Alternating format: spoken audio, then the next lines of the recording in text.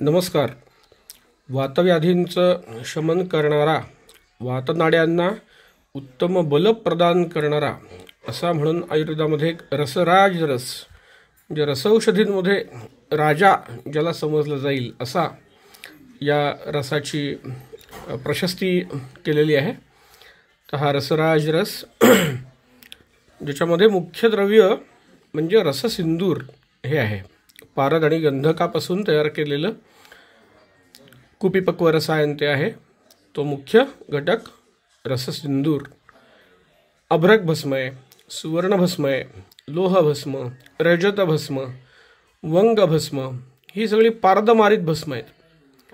आणि मग त्यांना वातशमन करणाऱ्या ज्या वनस्पती आहेत, अश्वगंधा आहे, लवंग, जातीपत्री, क्षीरकाकोली, अश्वगंधेचं प्रतिनिधी द्रव्य. आणि त्याला भावना आहे कुमारी स्वरसाची आणि काकमाळची स्वरसाची. तर ही काकमाळची जी भावना आहे ना, ती लक्षात घेतली पाहिजे. कटुतिक्त रसाची, उष्णवीर्याची, स्निग्ध गुणाची आणि रसायन कार्य करणारी अशी आहे. हृदयाला बल देणारी आहे. वृष्य आहे, सरगुण तिच्यामध्ये आहे, स्वराला बल देणारी आहे. त्रिदोषांना शमन करणारी आणि पचायला हलकी. कुष्ठ, शोथ, प्रमेह, अर्श, श्वास, कास, अरुची, ज्वर अशा विविध व्याधींमध्ये डोळ्यांसाठी हितकर. हिक्का, उलट्या होणे, छर्दी, हृदरोग अशा विविध व्याधींमध्ये या वनस्पतीचा उपयोग करण्यास सांगितलेला आहे. वृक्ष आणि रसायने सार्वदेहिक शुक्राची वृद्धी करणे, त्याचं बल वाढवणे, ज्या वातनाड्या क्षीण झालेल्या आहेत त्यांना पुन्हा बल प्रदान करणे, धातूंना बल प्रदान करणे अशा स्वरूपाचं काम ही करते.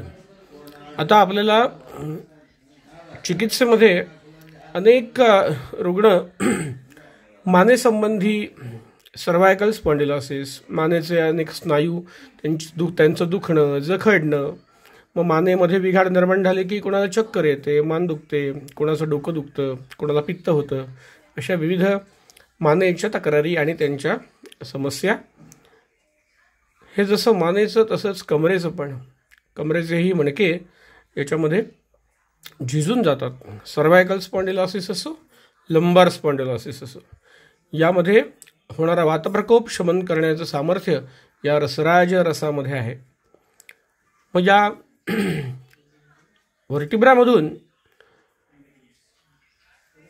जे स्नायू तंतू बाहेर पडतात आणि सर्वत्र शरीरभर संचार करतात, असे सर्व स्नायूंना, त्या मज्जातंतूंनाही बल देणे, त्यांच्यावर शोध कमी करणे, हे काम हा रसराज रस फार सुंदर पद्धतीने करतो. आणि मेंदूला सुद्धा बल देणे हे अत्यंत महत्त्वाचं कार्य तो करतो. अनेक लोकांना ऐकायला कमी येतं, चक्कर येते, मज्जावह स्रोतसाची अनेक लक्षणं आहेत, त्याच्यामधलं हे लक्षण आहे. आणि मग वातवृद्धी झाली की विविध हनवटीचे विकार, हनस्तंभ किंवा अपतंत्रक असे व्याधी व्हायला लागतात. विविध व्याधी जे धातुक्षयजन्य आहेत आणि स्रोतरोध निर्माण करणारे आहेत, असे दोन्हीही. अशा व्याधींमध्ये गृध्रसी असेल, अवबाहुक असेल, पांगुल्य, खंज यामध्ये अतिशय सुंदर असा परिणाम या रसराज रसाचा पाहायला मिळतो. हे एक सुंदर खरलीय रसायन आहे आणि रससिंदूर स्वतः योगवाही आणि वातनाड्यांना बल देणारा वृक्ष असा आहे आणि सर्व धातूंपर्यंत तो छान सर्वत्र संचार करू शकतो असा आहे. पक्षाघाताचे अनेक रुग्ण आमच्याकडे येतात, पॅरालिसिसचे. अगदी ॲम्ब्युलन्समध्ये आडवे घालून अगदी ICUमध्ये सुद्धा 1-2 आठवडे पडून आहेत. आणि मग ते आपल्या इथे येत असतात तेव्हा त्यांना हा रसराज रस या पक्षाघाताच्या रुग्णांना आम्ही वापरत असतो. मेंदूमध्ये जेव्हा रक्तपुरवठा चांगला होत नाही तेव्हा हातापायांची ताकद खलास होऊन जाते. पेशंट बसू सुद्धा शकत नाही, अन्न गळू शकत नाही, नाकातोंडामध्ये अगदी नळ्या घालून आणलेला असतो.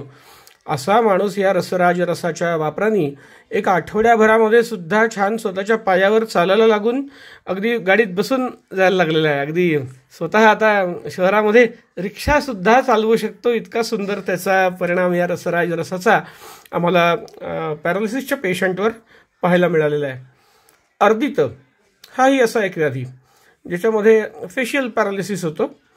पक्षाघात हा झाला हातापायांचा, पण हा अर्दित आहे. त्याच्यामध्ये सुद्धा चेहऱ्याचे स्नायू आणि अन्य हातापायाचे स्नायू हेही वीक होतात. त्यांच्यामध्येही याचा छान उपयोग होऊ शकतो. अनेक लोकांना मूत्रप्रवृत्तीवरती म्हणजे लघवीवरती नियंत्रण राहत नाही आणि हे वातनाड्यांचं बल कमी झाल्यामुळे होत असतं. मुख्यतः उतार वयामध्ये वय झालं, अनेक स्त्रियांना हा त्रास होत असतो. जरा खोकलं शिंकलं की लगेच लघवी लिकेज होऊन जाते. तर या अशा स्त्रियांना आम्ही ते विषतिंदू कोटीबरोबर ते वापरतो मूत्रप्रवृत्तीवरती नियंत्रण आणण्यासाठी. अनेक लहान मुलांना सुद्धा मी रसराज रस वापरलेला आहे. जी मुलं शय्यामूत्रता म्हणजे अंथरुणामध्ये शू करतात त्यांना. अजून एक या रसराज रसाचा सुंदर उपयोग आहे तो म्हणजे बाधिर्य. तर आम्ही काही रुग्णांना ज्यांना कानासंबंधी तक्रारी आहेत, कानामध्ये डिजनरेटिव्ह चेंजेस झालेले आहेत आणि त्या डिजनरेशनमुळे ऐकायला कमी येतं आहे. मग ॲलोपॅथीमध्ये काही प्रकारची चिकित्सा आता फार शिल्लक उरलेली नाही आहे यंत्र लावण्याच्या व्यतिरिक्त. अशा काही लोकांना आम्ही या बाधिर्यासाठी म्हणून हा रसराज रस वापरलेला आहे. रसराज रस आणि याचंच एक दुसरं एक प्रॉडक्ट येतं तर रसराजेश्वर रस म्हणून आहे. तोही असाच सुंदर गुणकारी आहे ज्याच्यामध्ये अन्य काही औषधींची अजून भर घातलेली आहे. तर याचा आमचा वापर आमच्या चिकित्सेमध्ये फार आहे. आणि वैद्यांनी तर अशा प्रकारचं वीर्यवान द्रव्य हे आपल्या प्रॅक्टिसमध्ये चिकित्सा करण्यासाठी आणि रुग्णांना उत्तम प्रकारचे गुण प्राप्त करून देण्यासाठी वापरावंच. पण रुग्णांनी अशा प्रकारच्या वीर्यवान औषधांच्या विषयी त्यांच्या फलश्रुतीविषयी माहिती करून घ्यायला सुद्धा हरकत नाही. अर्थात ते कधी वापरायचं झालंच तर वैद्यांचा सल्ला घेऊन बा मलाही या प्रकारच्या तक्रारी आहेत डॉक्टर, तर अशा प्रकारचं काही तुम्ही वीर्यवान बल देणारं द्रव्य आम्हाला वापराल का, तर ते डॉक्टरांच्या सल्ल्याने वैद्यांच्या सल्ल्याने तुम्ही वापरू शकता. तर आज रसराज रसाविषयी ही माहिती पुरेशी आहे. धन्यवाद. वैद्य समीर मुकुंद परांजपे, श्री वल्लभ आयुर्वेदाश्रम, दापोली. धन्यवाद.